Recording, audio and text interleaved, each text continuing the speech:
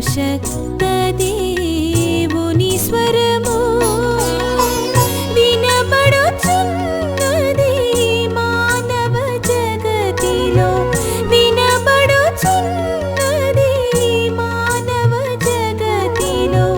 చీకటి గల చోట్ల వెలుగులు ప్రసరింపా.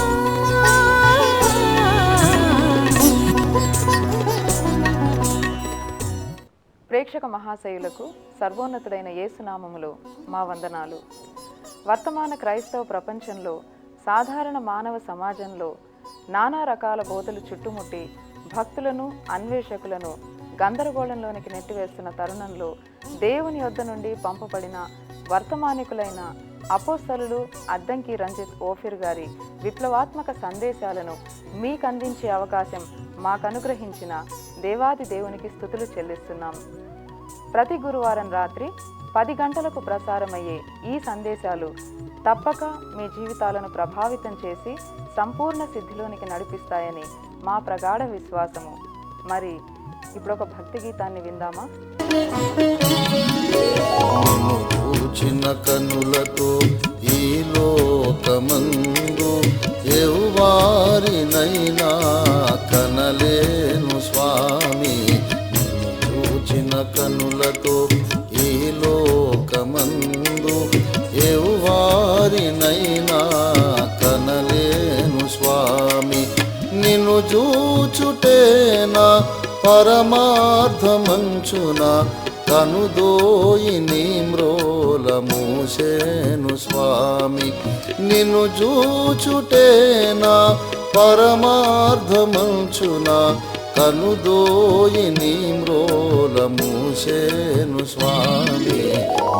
చూచిన కనులతో ఈ లోకమందు ఎవ్వారినైనా కనలేను స్వామి.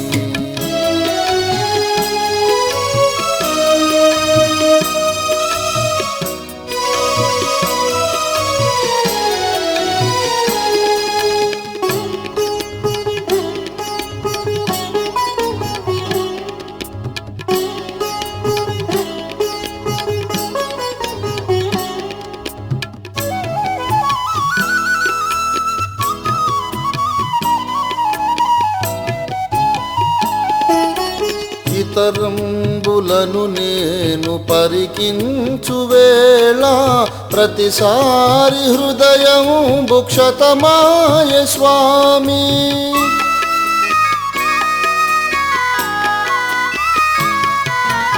ఇతరంబులను నేను పరికించు వేళ ప్రతిసారి హృదయం భుక్షతమాయ స్వామి. మదిలోని నయనాలు నీ వైపు చూడ, మదిలోని నయనాలు నీ వైపు చూడ. వ్యధలెల్ల త్రుటిలోన తొలగేను స్వామి. వ్యధలెల్ల త్రుటిలోన తొలగేను స్వామి. చూచిన కనులతో ఈ లోకమందు ఎవ్వారినైనా కనలేను స్వామి.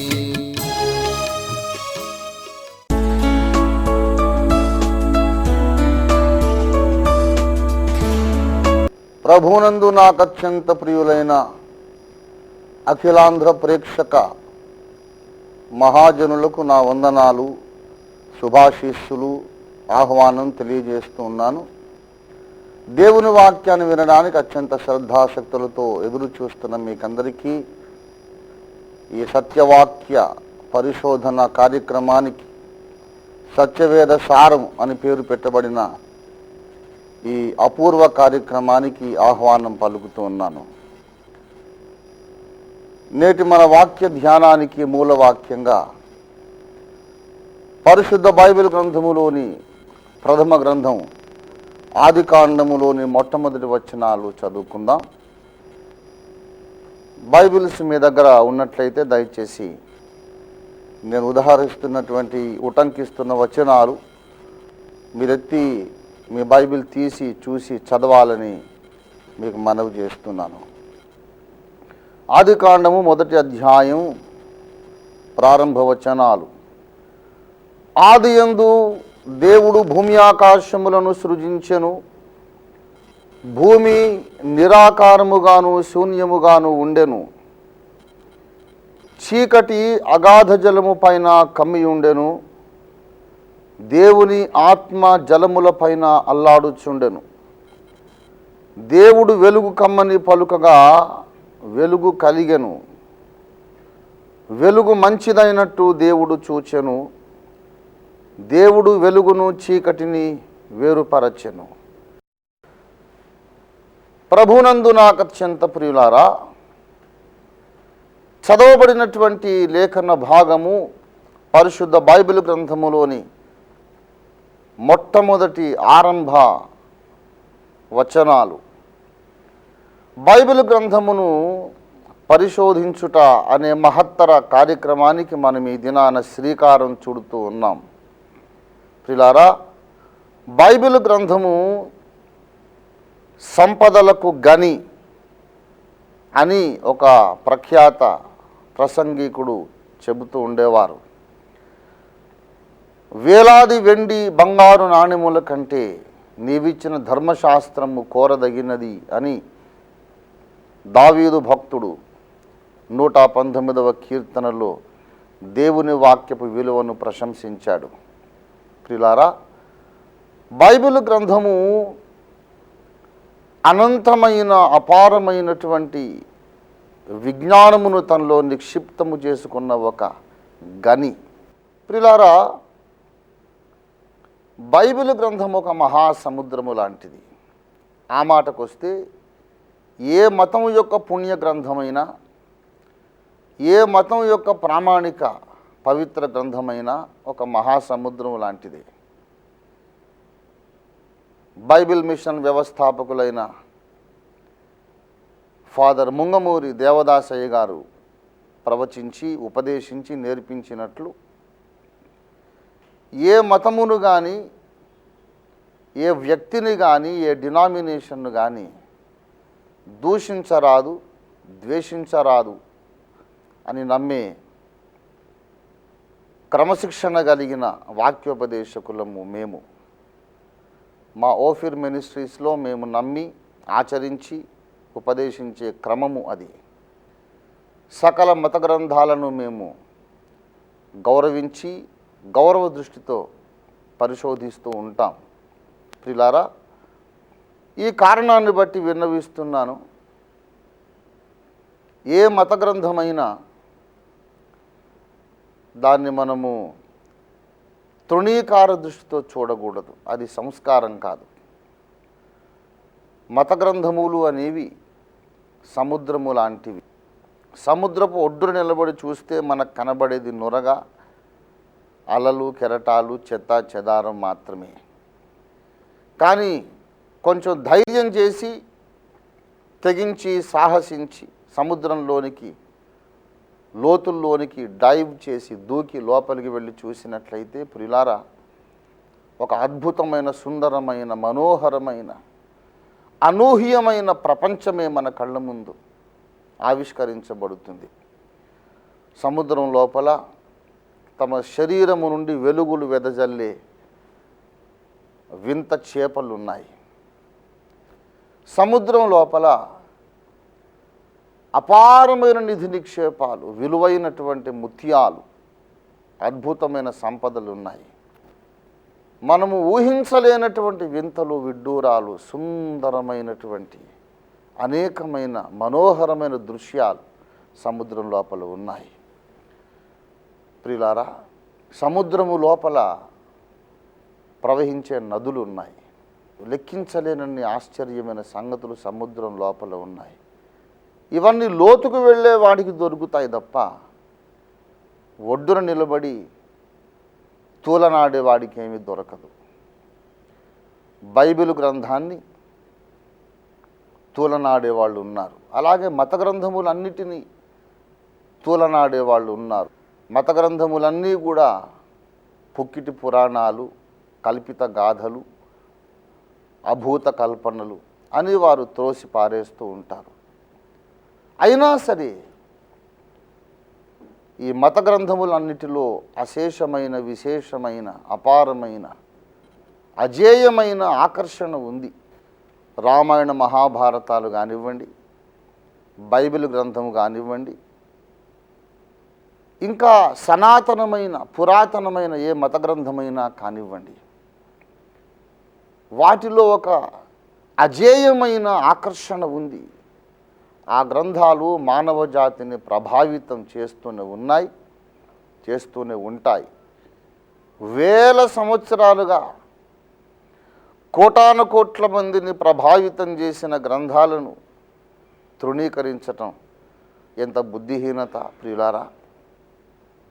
జ్ఞాని అయిన వాడు గ్రంథాలను తృణీకరించడు. బైబిల్లో సైన్స్కు విరోధమైన సంగతులు ఉన్నాయని, అలాగే ఇతర గ్రంథాల్లో సైన్స్కు విరోధమైన సంగతులు ఇతర మత గ్రంథాల్లో ఉన్నాయని తృణీకరించి మాట్లాడే వారు ఈనాడు ఎందరో ఉన్నారు. కానీ ప్రియులారా, సైన్స్కు తెలియని లోతైన విషయాలు, ఈనాటికి సైన్స్కు అర్థం కాని లోతైన శాస్త్రీయ సంగతులు కూడా బైబిల్లో ఉన్నాయి. ఈ విషయాన్ని మనం గమనించాలి. సముద్రం దగ్గర నిలబడి చెత్తా చెదారం ఏరుకునే వాళ్ళు కొంతమంది, సముద్రము లోనికి దూకి అపారమైన ధనరాశులు స్వంతం చేసుకునేవారు మరికొంతమంది. మనం ఈ కార్యక్రమాన్ని వేద పరిశోధన అనే ఈ పవిత్ర కార్యాన్ని ప్రారంభిస్తూ ఒక తీర్మానానికి వద్దాం. మనము సముద్రం ఒడ్డున నిలబడి ఇక్కడ ఏమీ లేదు అని వాదించే మూర్ఖులలాగా మనం ఉండొద్దు. సముద్రంలోనికి వెళదాం. బైబిల్ అనే మహాసముద్రాన్ని, అలాగే ఇతర సనాతన, పురాతన, పవిత్ర మత గ్రంథములన్నిటినీ మనం పరిశోధన చేద్దాం. ఈ గ్రంథముల లోపల దాగిన అపారమైన విజ్ఞాన ధనరాశులను మనము స్వంతం చేసుకొని ధన్యులమవుదాం. ప్రియులారా, లేఖనాలను తృణీకరించటం అది ఒక మూర్ఖత్వం. కారణం ఏంటంటే, దైవలేఖనాలలో అపారమైనటువంటి నిధి నిక్షేపాలు దాగి ఉన్నాయి. పరిశుద్ధ బైబిల్ గ్రంథములో యోహాను సువార్త 5వ అధ్యాయం 39వ వచనంలో విశ్వగురువైన యేసునాథుడి మాట అన్నాడు, లేఖనముల యందు మీకు నిత్య జీవము కలదని తలంచుచు వాటిని పరిశోధించుచున్నారు, అవే నన్ను గూర్చి సాక్ష్యమిచ్చుచున్నవి అని పలికారు ఆయన. లేఖనముల యందు మీకు నిత్య జీవము కలదని తలంచుచు మీరు వాటిని పరిశోధించుచున్నారు అనే మాట ఫుట్నోట్లో పరిశోధించుడి అని కూడా తర్జుమా చేయబడింది. లేఖనములను పరిశోధించుడి, చాలా పరిశోధనాత్మకంగా చదవాలి.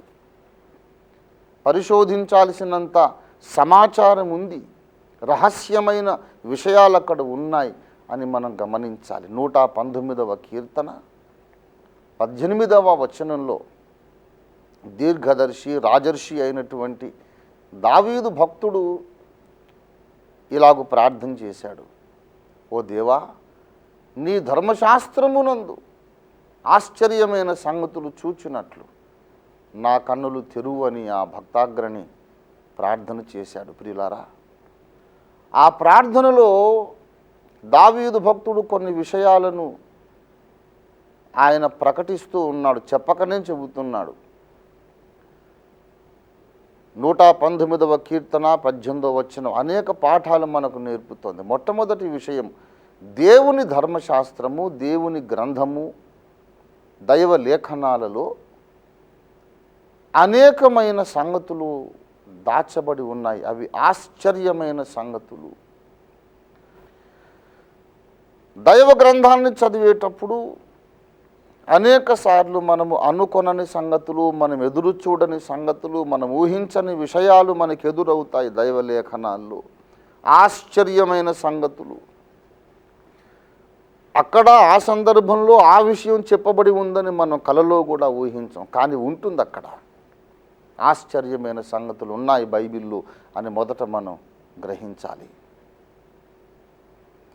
రెండవ విషయం, ఆ ఆశ్చర్యమైన సంగతులు దైవలేఖనాలలో ఉన్నవి కానీ చూడగలిగిన కన్నులు దావీదుకు లేవు. దావీదంటే సామాన్యుడు కాడు, భక్తిహీనుడు కాడు, నాస్తికుడు కాడు, మహోన్నతుని విద్యను ఎరుగనివాడు కాడు, ఆధ్యాత్మిక పామరుడు అసలే కాడు. ఆధ్యాత్మిక మేధావి, విజ్ఞాని, రాజర్షి, ప్రవక్త, దీర్ఘదర్శి. సుదూర భవిష్యత్తులో దేవుడు చేయబోతున్న అనేక కార్యాలు స్పష్టంగా ప్రవచించిన ఒక శ్రేష్ఠ భక్తుడు, ఆత్మాభిషిక్తుడు, దేవుని స్నేహితుడు. ఆయన కూడా చెబుతున్నాడు, నాకు కన్నులు ఇంకా తెరవబడలేదు అని. నీ లేఖనములో ఆశ్చర్యమైన సంగతులు ఉన్నవి కానీ వాటిని నేను చూడలేకపోతున్నాను. ఏదో ఉంది అని తెలుస్తోంది కానీ ఏముందో తెలియడం లేదు. లేఖనం చదివేటప్పుడు ఇక్కడ ఏదో ఒక సంగతి ఉంది, దాగి ఉంది అని అంతర్జ్ఞానం కలుగుతోంది. అంతరంగములో ఒక ఇంగితం, ఒక వివేకం హెచ్చరిస్తోంది, ఇక్కడ ఏదో ఉంది అని. కానీ ఏమున్నదో చూసే శక్తి నాకు లేదు. ప్రభువా, నా కన్నులు తెరువుము అని దావీదు భక్తుడు ప్రార్థన చేస్తున్నాడు. ప్రియులారా, దావీదు భక్తుని కన్నులే తెరవబడాల్సిన అవసరం ఉంటే నీ కన్నులు, నా కన్నులు తెరవబడవద్దా? దేవుని గ్రంథాన్ని మనము మన సొంత జ్ఞానముతో చదవలేము, చదవకూడదు. చదివినా మనకు అర్థం కాదు. ప్రియులారా, ఈ లోకరీతిగా మహామేధావి అయినవాడు, మహావిజ్ఞాని అనిపించుకున్నవాడు బైబిల్ గ్రంథము దగ్గరికి వస్తే ఒక చిన్న శిశువులాగా, అమాయకుడుగా, అజ్ఞానిగా, ఏమాత్రము గ్రహించే శక్తి లేని పసిపిల్లవాడుగా మారిపోతాడు. అలాగే ఈ లోకములో మహాజ్ఞాని దేవుని ముందు పామరుడు. బైబిల్ గ్రంథము దగ్గరికి వచ్చేసరికి ఈ లోకజ్ఞాని పనికిరాడు. మొదటి కొరింథీ పత్రిక 1వ అధ్యాయంలో క్రైస్తవ ధర్మ ప్రచారకులలో అగ్రగణ్యుడైనటువంటి అపోస్తలుడైన పౌలు ఒక గంభీరమైన ప్రశ్న అడుగుతూ ఉన్నాడు. జ్ఞాని ఏమాయను, శాస్త్రి ఏమాయను, ఈ లోకపు తర్కవాది ఏమయ్యను? 1 కొరింథీ 1వ అధ్యాయము 20వ వచనం. ఈ లోక జ్ఞానమును దేవుడు వెర్రితనముగా చేసి ఉన్నాడు గదా అంటూ ఉన్నాడు. ప్రియులారా, ఈ లోకపు జ్ఞానాన్ని దేవుడు వెర్రితనముగా చేశాడట. ఎవరు కూడా తమ సొంత జ్ఞానముతో లేఖనాన్ని పరిశోధించగలమని భ్రమపడవద్దు. మనకు దేవుని జ్ఞానం కావాలి, దేవుని సహాయం కావాలి, భక్తితో రావాలి బైబిల్ దగ్గరికి. భక్తితో, భయముతో, వణుకుతో మోకరించి దేవుని సహాయం కొరకు అడుగుతూ పరిశోధించగలిగితే దేవుడు మన కన్నులు తెరుస్తాడు, అనేకమైన విశేషమైన సంగతులు చూపిస్తాడు. అందులో మనకు జీవమున్నది. మన భారతీయ హిందూ సాంప్రదాయంలో ఒక చక్కని పురాణ కథ ఉంది. సృష్టి ఆరంభములోనట దేవతలు, రాక్షసులు పుట్టారట. దేవతలు, రాక్షసులు పుట్టిన తర్వాత వాళ్ళు అమృతాన్ని సాధించాలనుకున్నారు. శాశ్వతంగా జీవించాలి, అమరత్వాన్ని పొందాలి, మరణము లేకుండా, నశింపు లేకుండా యుగయుగాలు జీవించాలి. అందుకోసం ఏం చెయ్యాలి అని బ్రహ్మదేవుణ్ణి అడిగారు. అమృతాన్ని సాధించండి, అమృతం తాగినవాడు ఎప్పటికీ చనిపోడు అని చెప్పాడు దేవుడు. ఈ దేవతలు, రాక్షసులు పాల సముద్రమును చిలికారు. ఆ పాల సముద్రం లోపల అమృత భాండం ఉంది. పాల సముద్రాన్ని చిలకాలి, మందర పర్వతాన్ని తెచ్చారు, కవ్వంగా పెట్టారు. వాసుకి మహాసర్పాన్ని తెచ్చారు, దాన్ని కవ్వపు తాడుగా ఉపయోగించి చిలకడం ప్రారంభించారు. ప్రియులారా, అమృతము అనగా అర్థం ఏమిటి? అమృతము పాల సముద్రములో దాగిందట. ఆ పాల సముద్రం ఎక్కడ ఉంది? ఎక్కడ ఉంది? ప్రియులారా, ఒక విషయం చెబుతున్నాను. భారతీయ పౌరాణిక గాథలన్నీ కూడా బైబిల్లో ఉన్న సత్యాన్ని యౌగిక భాషలో, ఉపమాన భాషలో, అలంకార భాషలో చెబుతున్నాయి. భారతీయ సాంప్రదాయం ఏం చెబుతోందో బైబిల్ అదే చెబుతుంది. బైబిల్లో ఉన్న సత్యాన్ని మన దేశపు పురాణేతిహాసాలు చెబుతూ ఉన్నాయి. ప్రియులారా, పాల సముద్రం అనగా అర్థం ఏంటి? మొదటి పేతురు పత్రిక 2వ అధ్యాయము మొదటి 2 వచనాలు మీరు చూసినట్లయితే, వాక్యమును పాల వలన మీరు రక్షణ విషయములో ఎదుగునట్లు ఆ పాలను అపేక్షించుడి అని పేతురు భక్తుడు చెబుతున్నాడు. వాక్యమును పాలు అనగా వాక్యము, దేవుని వాక్యమని అర్థం. అది బైబిల్లో ఉన్నటువంటి యౌగికార్థము. పాలు అంటే ఉపమాన భాషలో దేవుని వాక్యమని అర్థం. పాల సముద్రము అంటే విస్తారమైన పాలు అని అర్థం. చెంచాడు కాదు, చెంబుడు కాదు, డ్రమ్ముడు కాదు, లెక్కించలేనన్ని పాలు, అపారమైనటువంటి పాల సముద్రం. పాల సముద్రం ఎక్కడ ఉంది? దావీదు భక్తుడు అంటాడు 119వ కీర్తన 96వ వచనంలో, సకల సంపూర్ణతకును పరిమితి కలదని నేను గ్రహించి ఉన్నాను. అయితే దేవా, నీ ధర్మోపదేశము అపరిమితమైనది.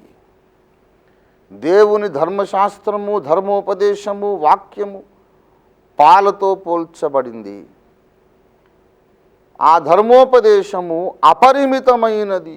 అపరిమితమైన ధర్మోపదేశము అంటే సముద్రమంత పాలు అన్నమాట. పాల సముద్రం అని చెప్పిన, పాల సముద్రం అని పిలిచిన, అపరిమితమైన ధర్మోపదేశం అన్న ఒకటే. పాల సముద్రం అంటే ఎక్కడో లేదు ప్రియులారా, ఇక్కడే ఉంది.